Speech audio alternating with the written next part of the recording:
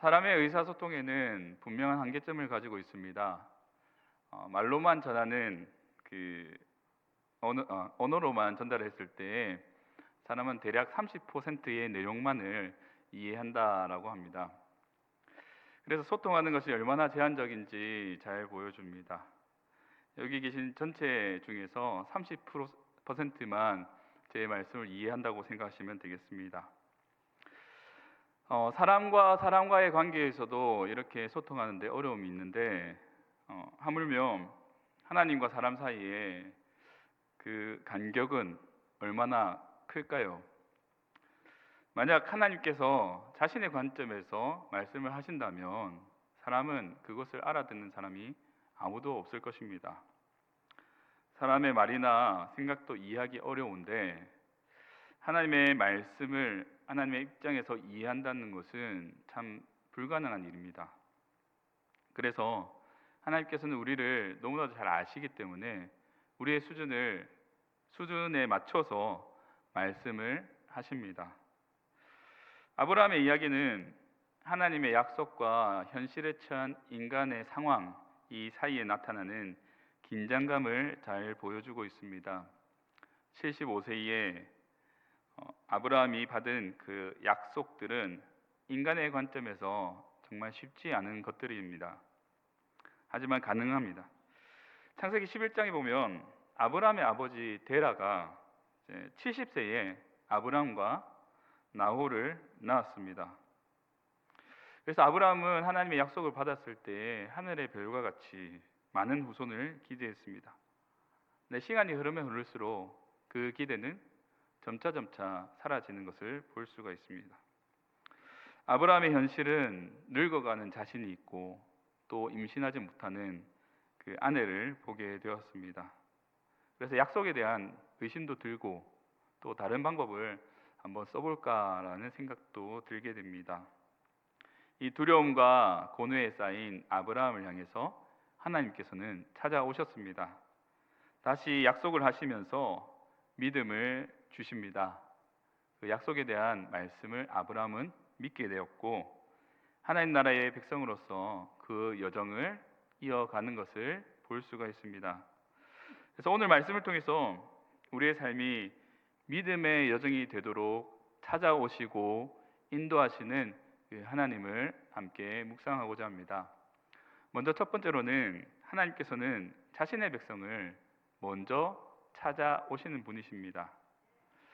하나님께서 아브라함에게 언제 찾아오셨을까요? 1절 말씀을 다 같이 한번 읽어보겠습니다.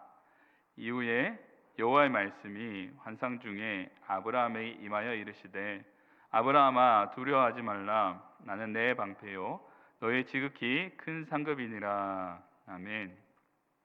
하나님께서 아브라함에게 나타나신 그때는 이후라는 말입니다.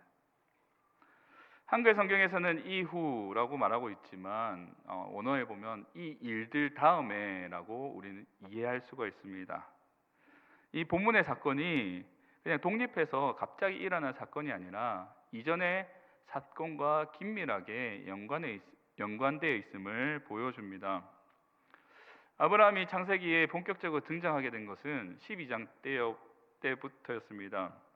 우상이 가득한 그 땅에서 하나님께서는 한 사람 아브람을 택하셨습니다. 그래서 아브람에게 본토 친척 아비집을 떠나 내가 너에게 보여줄 땅으로 가라라고 하셨을 때 아브람은 가야 할 바를 알지 못했지만 하나님의 말씀을 믿고 그대로 따라갔습니다. 이때 아브람의 나이가 75세였습니다. 아브라함이 하란을 떠나게 된 것은 집안이 가난해서 도무지 살 수 없어서 떠난 것이 아니었습니다. 아브라함이 데리고 살던 가족들과 식솔들과 사람들이 있었습니다. 그런데 성경은 하나님의 말씀을 따라갔다라고 말씀합니다. 노년이 되면 변화보다는 안정을 추구하게 됩니다. 그런데 안정을 포기하고 알지도 못하는 그 땅으로 간다는 것은 결코 쉬운 일이 아닙니다. 그런데 아브라함은 하나님의 말씀 때문에 그 자리를 떠났습니다. 하나님께서 보여주시는 그 땅으로 갔는데 하필이면 기근이 듭니다. 그래서 점점 남쪽으로 이동하게 되어서 결국에는 애굽까지 다다르게 되었습니다. 애굽에는 잘 살았으면 좋겠는데 아내를 빼앗길 뻔한 그 일들도 있었습니다. 이후에 돌아왔는데 자신의 후계자라고 생각했던 롯이 떠나고 맙니다. 롯이 아브라함을 떠났을 때 하나님께서 다시 한 번 더 나타나셨습니다. 그러면서 자손과 땅에 대한 그 약속의 말씀을 하셨습니다. 그때 아브라함은 헤브론에 있는 마므레 상수리 수풀에 살게 됩니다. 그곳에서 제단을 쌓고 하나님께서 보여주신 그 약속의 땅과 자손을 기다리고 있었습니다. 자신의 품을 떠났던 이 롯이 잘 살았으면 좋았겠지만 그렇다면 뭐 조카에 대한 미련이 떠나갔겠죠. 그런데 메소포타미아 연합군과 소돔과 고모라 지역 연합군 간에 전쟁이 일어납니다. 이 전쟁에서 롯이 붙잡혀 버리고 말았습니다. 아브라함은 조카 롯을 구하기 위해서 집에서 훈련시킨 318명의 사람들을 데리고 특공대를 조직해서 구출 작전을 펼쳤습니다. 근데 한 국가를 상대로 가문이 전투를 벌이는 것은 거의 불가능한 일입니다. 그래서 밤에 기습 작전을 펼쳐서 조카 롯과 재물과 사람들을 구했습니다. 고대 근동에서 전투에 승리하게 되면 이 전리품들을 가질 권리가 있습니다. 근데 이상하게도 아브라함은 아무것도 요구하지 않습니다. 전투에서 승리하게 된 것이 하나님의 도우심이라는 것을 알았기 때문입니다. 아브라함이 롯을 구출한 이유는 성경에서 명확하게 말하고 있지 않습니다. 하지만 롯에 대한 애착이 여전히 남아 있었기 때문에 생명의 위협을 무릅쓰고라도 구하며 뛰쳐나갔습니다. 아브라함이 이전의 삶을 보시면 아시겠지만 아브라함은 그렇게 용감한 사람이 아니었습니다. 아내가 너무 예뻐서 혹 누군가가 자신을 죽이고 아내를 빼앗길까 봐 두려워서 아내라 하지 못하고 누이라 하라라고 이야기를 했던 사람입니다. 목숨이 두려워서 아내를 누이라고 속이는 사람인데 위험한 전쟁에 뛰어들었다. 이것은 조카 롯을 향한 그 마음이 있었기 때문입니다. 두려움을 뛰어넘는 사랑의 마음이 있었기 때문입니다. 아직도 후사가 없는 그 상황에서 롯에 대한 미련은 남아 있습니다. 아브라함의 뒤를 이을 후사로 적합한 사람이었습니다. 롯을 구했지만 롯은 아브라함 품을 떠나서 다시 소돔 지역으로 돌아가게 되었습니다. 이런 일이 일어난 이후에 하나님께서 아브라함에게 찾아오셨습니다. 아브라함의 심정은 하나님의 말씀 가운데 정확하게 알 수가 있습니다. 하나님께서 아브라함에게 무엇이라 말씀하십니까? 두려워하지 말라. 나는 내 방패요 너의 큰 상급이라 라고 말씀하셨습니다. 아브라함이 하나님을 만나서 두렵습니까? 그렇지 않습니다. 아브라함은 하나님을 몇 차례 만났습니다. 지금 아브라함이 두려워하고 있는 상황은 전쟁 때문입니다. 하나님의 도우심으로 전쟁에서 이길 수 있었지만 국가를 대상으로 펼쳤던 전쟁이었기 때문에 혹 상대 국가가 나를 보복할지 모른다는 그 두려움에 떨고 있었던 것입니다. 그런 상황에서 아브라함에게 두려워하지 말라. 나는 너의 방패다 라고 말씀하고 계십니다. 방패는 전쟁에 있어서 방어할 때 없어서는 안 되는 중요한 수단입니다. 하나님께서는 아브라함에게 나는 너의 방패다 라고 말씀하신 것은 가장 가까운 데서 너를 지키고 보호할 것이다 라는 그런 말씀입니다. 하나님께서는 아브라함에게 방패가 되실 뿐만 아니라 너의 큰 상급이다 라고 말씀하셨습니다. 아브라함은 앞서 전쟁에서 전리품을 가지지 않았습니다. 아무것도 가지지 않았습니다. 그런 아브라함에게 하나님이 상급이라고 하셨습니다. 하나님의 말씀을 따라 고향을 떠났고요. 정착하려고 갔던 그 땅은 기근이 들었습니다. 애굽으로 가니까 아내를 빼앗길 뻔한 그 사건을 2번이나 경험합니다. 자신의 뒤를 이을 상속자라고 생각했던 이 롯도 자신의 품을 떠났습니다. 떠나서 잘 살아야 할 이 조카가 전쟁 포로가 잡히니까 무섭지만 조카를 사랑하는 심정으로 가서 구출해냅니다. 얻은 것이라는 것은 아무것도 없고 남아있는 것은 두려움밖에 없었습니다. 그런 상황에서 하나님께서는 두려워 말라, 나는 너의 방패고 너의 큰 상급이다 라고 말씀하셨습니다. 사랑하는 성도 여러분, 아브라함의 방패요 상급 되신 하나님께서 저와 여러분의 방패이시면서 상급이 되십니다. 우리의 삶 가운데 큰일과 어려움에 닥쳤을 때 우리는 무서워하고 불안할 수 있습니다. 문제가 너무 커서 앞이 도무지 보이지 않을 때가 있습니다. 도무지 피할 길조차 느껴지지 않습니다. 그럴 때 우리는 하나님을 바라봐야 합니다. 성경의 수많은 곳에서 증언합니다. 시편의 시인이 고백했던 것처럼 주는 나의 피난처시요 나의 요새시요 나의 산성이 되어주신 그 하나님이십니다. 내가 처한 문제 때문에 다른 것이 보이지 않을 때가 있습니다.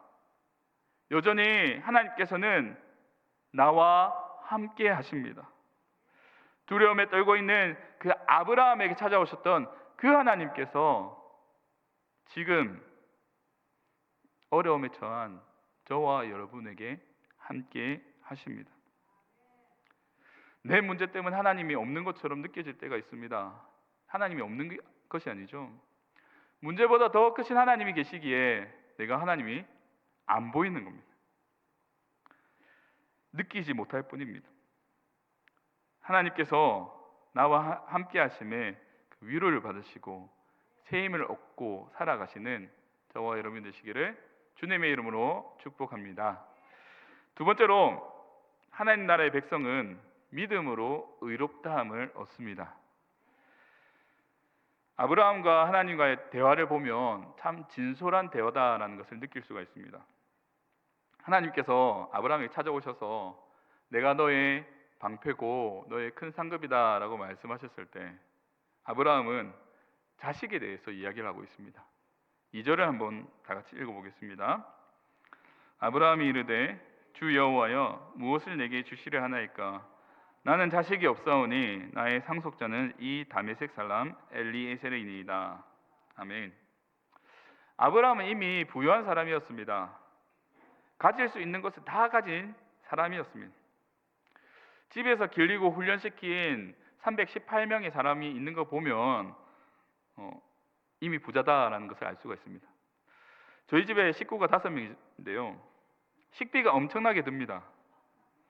5 식구의 식비도 엄청나게 드는데 하물며 318명의 이 식구들을 먹이고 그에 딸린 식구가 더 많겠죠.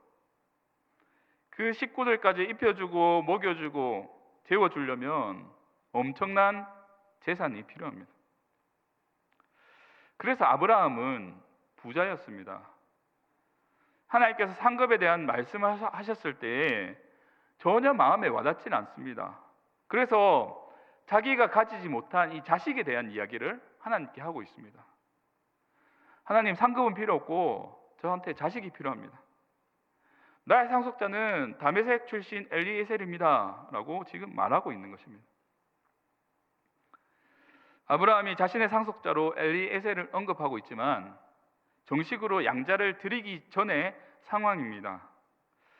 공식적으로 양자로 선언하지 않았지만 아브라함의 마음에는 이미 엘리에셀이 나의 양자다라는 그 마음을 가지고 있었습니다.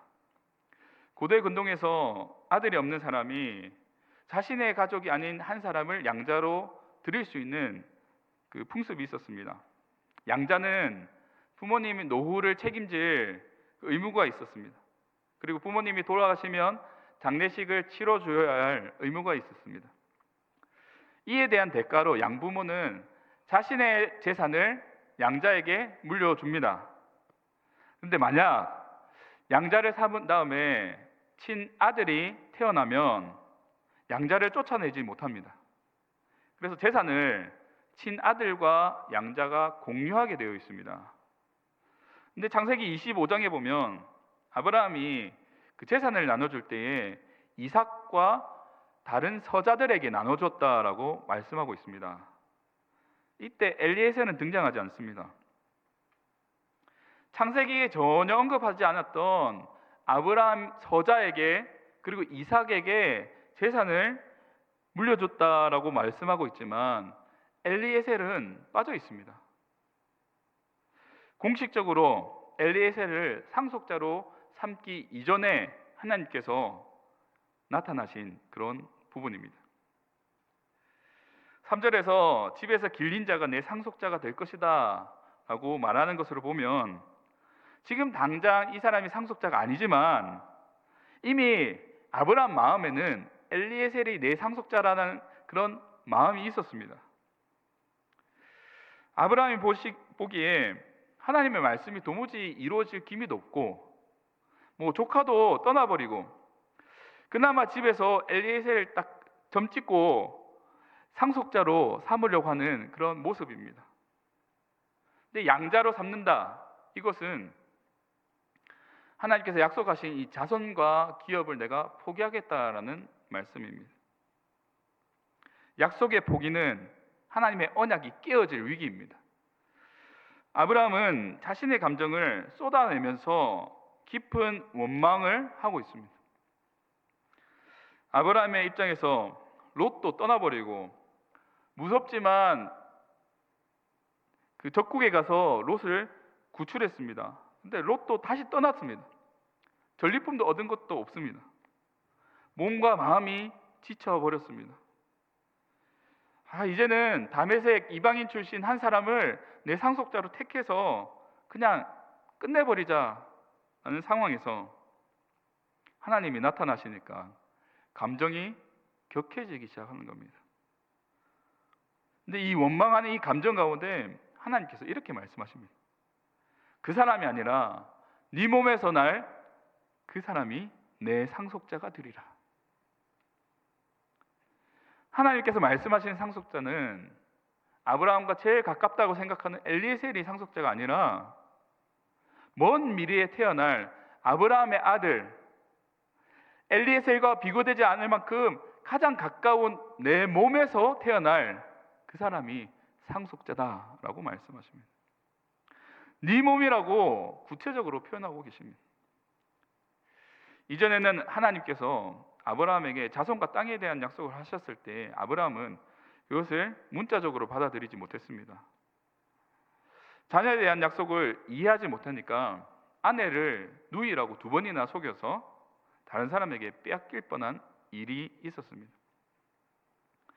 13장에 보시면 롯이 아브라함을 떠나는 그 상황에서 하나님께서 자손과 땅에 대한 약속을 하셨지만 그 약속조차 제대로 이해하지 못했습니다. 고생을 해서 조카 롯을 구출했지만 롯이 소돔으로 떠나갔을 때 자포자기한 심정으로 엘리에셀을 양자로 삼아 자신의 상속자로 삼는 그 예식을 진행하고자 했습니다. 그런데 그랬던 아브라함에게 하나님께서는 다른 사람이 아닌 아브라함 네 몸에서 나올 그 사람이 상속자가 될 것이다 라고 말씀하셨습니다. 하나님께서 왜 아브라함이 생각하는 그 사람들을 후사들이 아니다 라고 말씀하셨을까요? 롯에게 문제가 있었습니까? 아니면 다메섹 출신 엘리에셀에게 문제가 있었을까요? 아브라함에게 있어서 롯은 조카이면서 동시에 자신의 후계자로 생각할 만큼 강한 애착을 가지고 있었습니다. 롯이 떠났을 때 롯만큼은 아니었지만 엘리에셀 역시 내 재산을 물려줄 정도로 굉장히 좋은 신임을 가지고 있었습니다. 그럼에도 하나님께서는 조카도 아니고 양자도 아닌 아직도 나지 않는 그 사람을 상속자가 될 것이다 라고 말을 한 이유가 무엇일까요? 하나님의 신실하심 때문입니다. 하나님은 자신의 말씀을 끝까지 이루시는 분이시기 때문입니다. 하나님께서 애초에 약속하신 그 대상은 아브라함의 친자식입니다. 따라서 하나님께서는 친자식을 통해서 약속을 이루셔야 하는 분이십니다. 그 약속을 반드시 이루시는 분이십니다. 하나님은 감정이 격해진 아브라함을 밖으로 데리고 나가십니다. 지금에야 하늘의 별을 보는 것은 참 어렵습니다. 환경 오염에 찌들어 있어서 별 보기가 참 어렵죠. 그런데 지금과는 달리 환경 오염에 전혀 찌들지 않는 그 무수히 반짝이는 별들이 눈에 들어옵니다. 이런 별들을 세는 것은 도무지 불가능하죠. 하나님께서는 이 별들을 세어보라 하시면서 아브라함은 자신의 한계성을 절감하게 느낍니다. 그때 하나님께서 이렇게 말씀하셨습니다.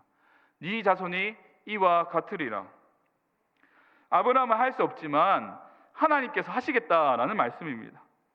아브라함은 별을 셀 수 없지만 별을 만드시고 천지를 만드신 하나님께서 아브라함에게 내 자손도 이와 같을 것이다 라고 말씀하고 계십니다. 아브라함을 지켜보시고 방패가 되시며 큰 상급이 되겠다고 하신 그 하나님께서 후손들의 미래에 대한 약속을 확신시키기 위해서 하늘의 별들을 보여주셨습니다. 한번 사진을 보여주시겠습니까? 지금 보시는 사진은 합성이 아닙니다. 실제로 사진인데요. 몽골의 고비 사막에서 찍은 사진인데 제가 가서 직접 찍은 사진은 아니고요. 블로그에서 한번 찾은 사진입니다. 이 사진을 보면서 하나님께서 아브라함과 함께 이 장면을 보지 않을까라는 생각을 해보았습니다. 사실 아브라함과 사라의 신체는 점점 시간이 가면 갈수록 아이를 낳기 어려운 그런 상황입니다. 그런데 하나님께서는 셀 수 없는 별들을 보여주시면서 엄청난 수의 자손들을 허락하셨습니다. 그때 아브라함은 하나님을 믿습니다. 성경 최초로 믿음이 등장하는 장면입니다. 아브라함의 믿음을 어떻게 정의할 수 있을까요? 사도 바울은 로마서 4장 18절에 이렇게 말씀합니다. 제가 읽어드리겠습니다. 아브라함이 바랄 수 없는 중에 바라고 믿었으니 이는 내 후손이 이 같으리라 하신 말씀대로 많은 민족의 조상이 되게 하려 하심이라. 바랄 수 없는 중에 바라고 믿었다라고 말씀합니다. 아브라함이 롯에 집착하고 엘리에셀을 양자로 삼으려 했던 것은 자식이 빨리 생기지 않는 상황이었습니다. 자신의 나이 때문에 하나님의 약속을 오해를 한 것이지 결코 하나님을 믿지 못해서 그런 것이 아닙니다. 6절에서 아브라함의 믿음의 대상이 분명하게 나와 있습니다. 아브라함이 여호와를 믿으니, 아브라함이 하나님의 말씀을 믿은 것이 아니라 여호와 하나님을 믿었습니다. 아브라함의 자손이 하늘의 별과 같이 된다, 그 약속을 믿는 것이 아니라 많은 자손을 주시겠다라고 하신 그 여호와 하나님을 믿었습니다.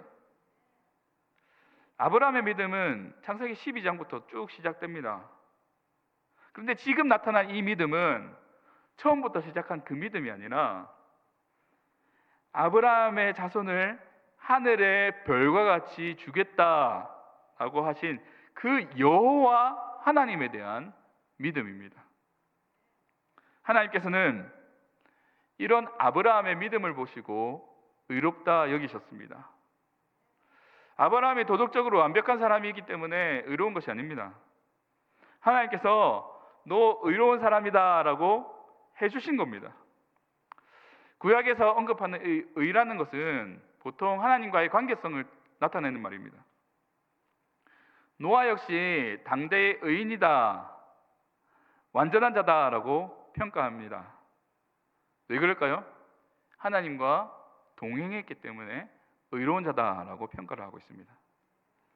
반대로 소돔과 고모라에는 하나님과 동행하는 의인이 하나도 없었습니다. 그래서 멸망하고 말았습니다. 사랑하는 성도 여러분, 믿음으로 의롭다함을 얻고 우리는 구원을 받습니다. 아브라함이 하나님의 약속을 믿고 떠난 때가 75세였습니다. 하나님께서 약속하신 지 한 10여 년 정도 지났지만 도무지 이루어질 기미가 보이지 않습니다. 희망을 품었던 조카조차 떠나버리고 소망이 물거품처럼 사라져 버리고 말았습니다. 그때 하나님께서 아브라함을 밖으로 데리고 나가셔서 하늘을 보여주셨습니다. 하늘의 별처럼 너의 자손이 많아질 것이다 라고 약속하셨습니다. 도무지 불가능한 것을 약속하신 거죠. 믿음이 상황과 환경과 문제와 이성과 경험을 훨씬 더 뛰어넘게 만듭니다. 창조주 하나님에 대한 믿음이죠. 여호와 하나님을 그대로 믿었습니다. 어떤 결단이나 행동, 희생, 노력 이런 것 전혀 필요 없고 오직 하나님을 그대로 인정하고 믿었습니다. 아브라함은 믿음으로 구원을 받은 사람입니다. 어떤 행위나 규칙을 지킴으로 구원을 받은 것이 아닙니다. 성도 역시 마찬가지입니다. 누구도 행위로 구원받을 수 없습니다. 구원은 하나님을 믿음으로 의롭다함을 얻을 때 우리가 받는 것입니다. 성도에게 거저 주어지는 그 은혜인 구원은 범죄한 우리를 대신해서 하나님의 의를 이루시고 율법의 저주 아래에 서신 예수 그리스도의 십자가를 믿을 때 우리가 구원을 받게 됩니다. 성도는 오직 예수 그리스도를 믿는 믿음으로 의롭다 여김을 받음과 동시에 구원을 받게 됩니다. 아브라함이 여호와를 믿음으로 의로 여김을 받았던 것처럼 저와 여러분 모두가 예수 그리스도를 믿음으로 의롭다 여김을 받고 또 하나님 나라의 백성으로서 구원받으시며 살아가시는 저와 여러분 되시기를 주님의 이름으로 축복합니다. 하나님께서는 자신의 백성을 찾아오시는 분이십니다. 아담과 하와가 죄를 짓고 범죄해서 숨었을 때 하나님께서 찾아오셨습니다. 아브라함이 전쟁의 보복에 대한 두려움에 떨어서 가만히 있었을 때 하나님께서 찾아오셨습니다. 그 두려움을 위로하셨습니다. 말씀이 육신이 되어 이 땅에 주님께서 오실 때 자신의 백성 가운데 찾아오셨습니다. 하나님께서는 우리의 연약함을 너무나도 잘 아시는 분이십니다. 그래서 하나님의 수준을 낮추어서 우리의 수준으로 소통하시고 찾아오셨습니다. 어떻게 하나님이 말씀하십니까? 성경을 통해서 말씀하시잖아요. 때로는 성령 하나님의 감동으로 말씀하십니다. 때로는 성도의 교제 가운데 나눔을 통해서 하나님께서 말씀하실 때도 있습니다. 하나님 나라의 백성이 되는 길은 복잡하거나 어려운 길이 아닙니다. 아주 간단합니다. 그런데 많은 사람들이 그것이 복잡하고 어렵다라고 생각합니다. 하지만 성경은 그렇지 않다라고 말합니다. 아브라함의 삶을 보면 우리가 알 수 있잖아요. 하나님을 믿었습니다. 하나님을 믿어서 의롭다 여김을 받았습니다. 6절 말씀이죠. 아브라함이 여호와를 믿으니 여호와께서 이를 그의 의로 여기시고. 단순한 한 문장입니다. 그런데 우리에게 큰 위로가 됩니다. 우리 역시 하나님을 향한 그 믿음으로 의롭다함을 받을 수 있습니다. 율법이 아니라 종교적인 의식이 아닙니다. 우리가 무엇인가 부단히 노력해서 하나님께 나아가는 것이 아닙니다. 예수 그리스도를 향한 순수한 믿음이 우리를 하나님의 자녀로 만들어주는 것입니다. 이것이 하나님 나라의 백성의 정체성입니다. 우리가 걸어가야 할 믿음의 여정입니다. 우리의 한계로 인해서 때로는 하나님의 뜻을 온전히 이해하지 못할 때가 있습니다. 또 하나님의 뜻을 잘못 해석해서 또 우리의 경험으로 하나님을 오해할 때가 있습니다. 그런데 연약한 우리를 너무나도 잘 아시는 하나님께서는 하나님의 신실하신 그 사랑으로 하나님의 자녀를 끝까지 인도하실 것을 약속하셨습니다. 그 약속을 지키시는 분이 하나님이십니다. 목자가 자신의 양을 보호하고 인도하듯이 하나님께서는 우리의 전 생애를 인도해 주시고 지켜 주십니다. 길을 잃은 양을 찾아 나서는 그 목자처럼 주님께서는 우리가 방황하고 길을 잃을 때에 절대 포기하지 않으시고 끝까지 찾으시는 분이십니다. 이것이 우리가 하나님을 신뢰하고 믿을 수 있는 근거가 됩니다. 비록 앞의 길이 불확실해 보이더라도 확신을 가지고 믿음으로 나아가시는 하나님의 백성이 되시기 바랍니다. 우리의 여정 가운데 만나는 모든 시련, 도전, 이 가운데서 하나님의 신실하심을 끝까지 기억하며 끝까지 믿음을 지켜나가시는 우리 모두가 되시길 바랍니다. 하나님의 변함없는 그 사랑이 우리의 여정을 인도하십니다. 신실하신 하나님을 끝까지 의지하며 우리의 삶을 통해서 하나님께 영광을 돌리는 저와 여러분이 되시기를 주님의 이름으로 축복합니다.